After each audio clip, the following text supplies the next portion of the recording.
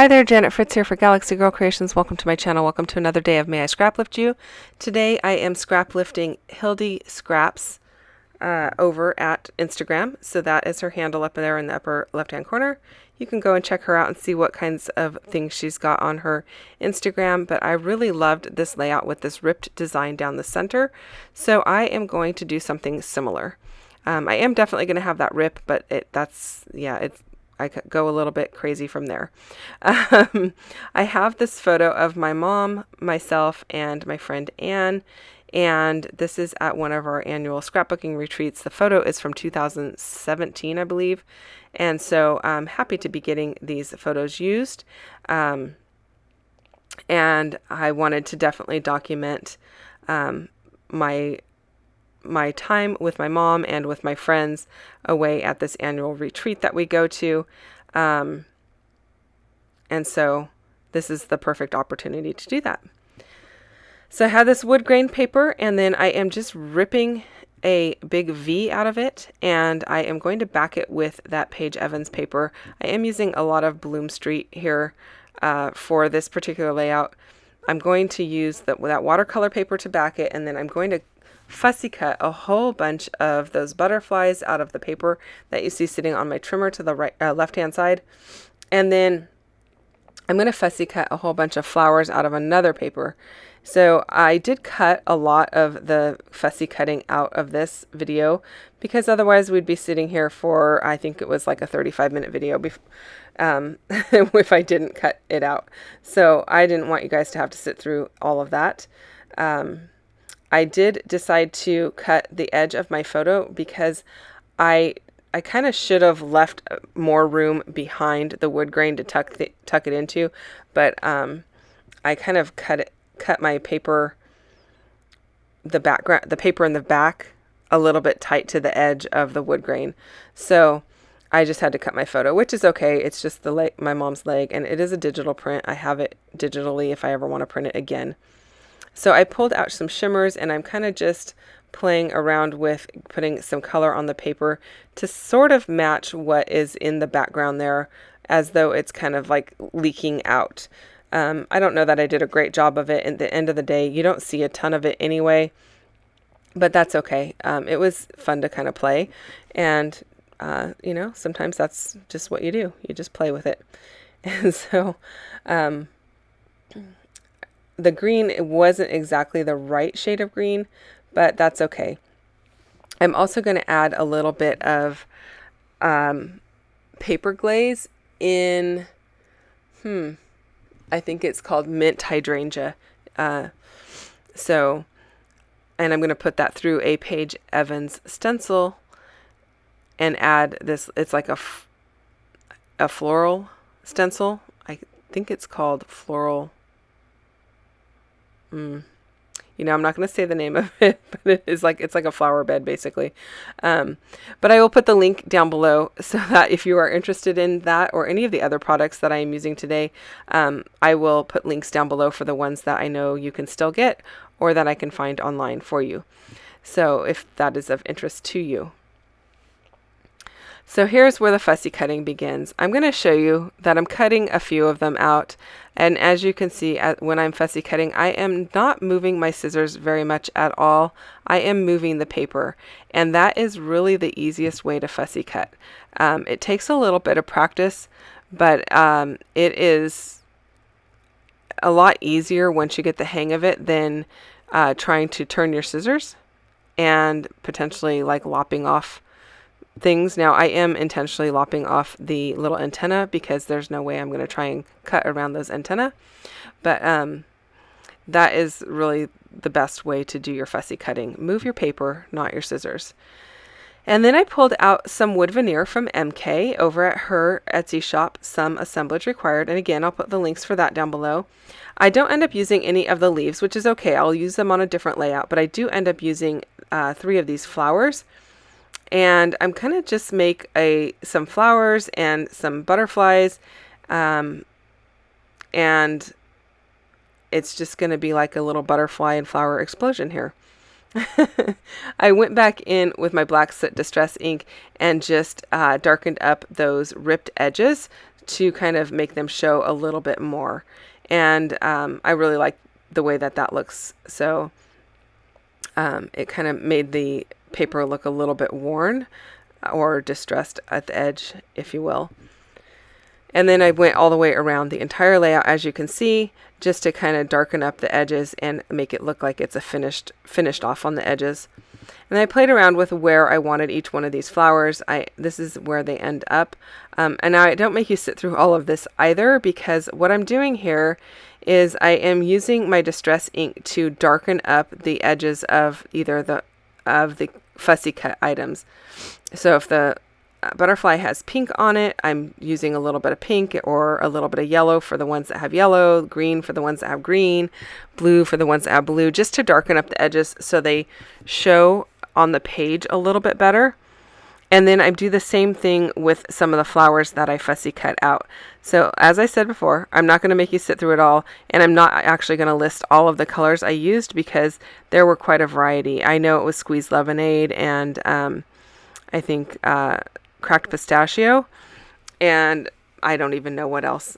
Broken china, maybe some kitsch flamingo or picked raspberry. But I'm not going to list all of those down below because basically it's just tone on tone. You could use any yellow for this process. And here are the flowers that I've also fussy cut, and I know those are also from a Paige Evans paper. And so I'm cutting out the pinks, and then there are some blues and some purples that I will also cut out from that same sheet of paper. And again, I don't make you sit through it. There they magically appeared, the yellow ones, the blue ones, and then the purple ones are already up on the page. So, yeah, I apologize that this video had so much fussy cutting involved and that you didn't get to see all of that, but I think most of it is off screen anyway. As you can see, I work a little closer to my body than stretching my arms out so that the camera can see it, so it doesn't make for interesting viewing anyway.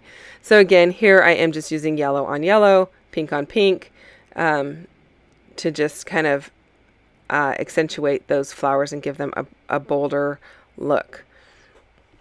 While I do that, don't forget to go and check out everyone else who is playing along with May I Scraplift You. They may be scraplifting someone other than Hildy Scraps, and even if they are lifting something from Hildy Scraps, it is most likely going to be a different layout than what I have chosen, so you'll have a lot of different inspiration. The list of everybody's channels are down below for you, and don't forget to give Crystal over at Pineapple Paper a little bit of love. Thank you, Crystal, for putting this whole thing together. This is her brainchild, and I am really excited to be a part of it. I really enjoy this series, and I think it's a lot of fun. Okay, so now I'm just going to go ahead and place everything. I am using some glue dots to stick down the wood veneer, and then I'm just using my liquid glue to adhere all of my flowers and my butterflies.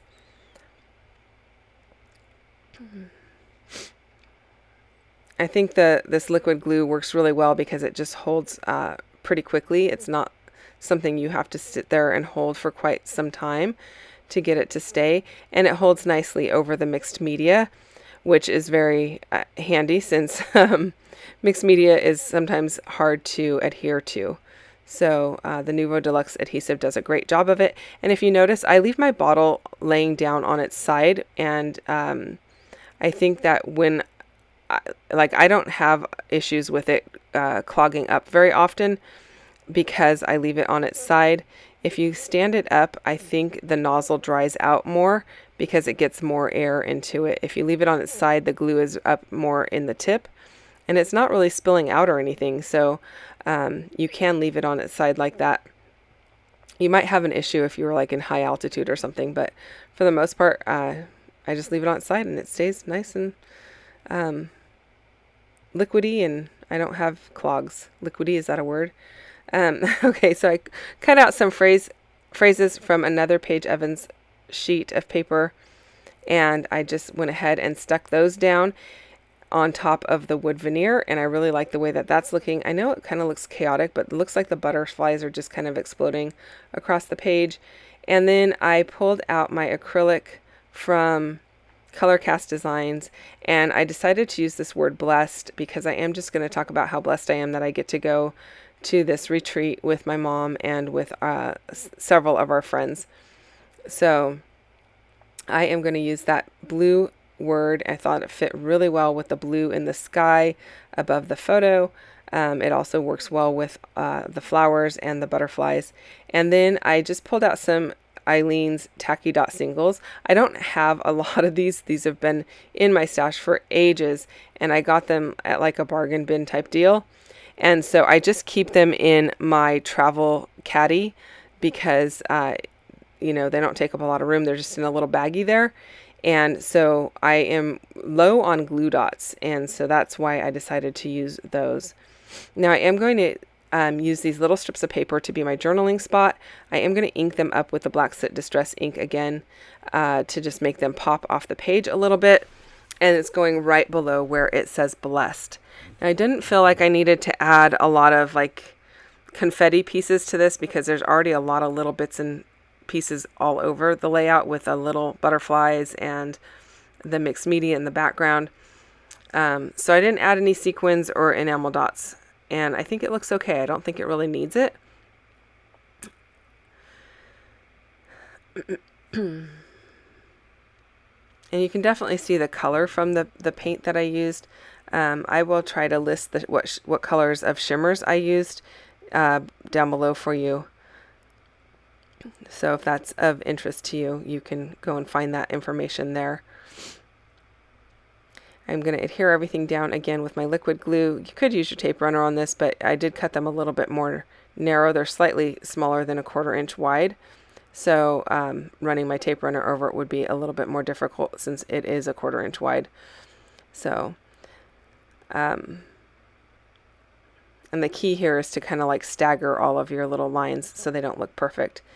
So that is my completed layout. I hope you enjoyed this video today. If you did, I would love a thumbs up. If you have questions or comments, you can leave those down below and I will get back to you as quickly as I can. I thank you so much for spending time with me today. If you're not already subscribed to my channel, I would really love for you to subscribe as well. So you can also hit the little bell button next to the subscribe button and you will get notifications every time I put a new video up, which currently has been every day for quite some time, or pretty close to every day. So lots of inspiration coming your way. I will see you guys again soon. Bye-bye.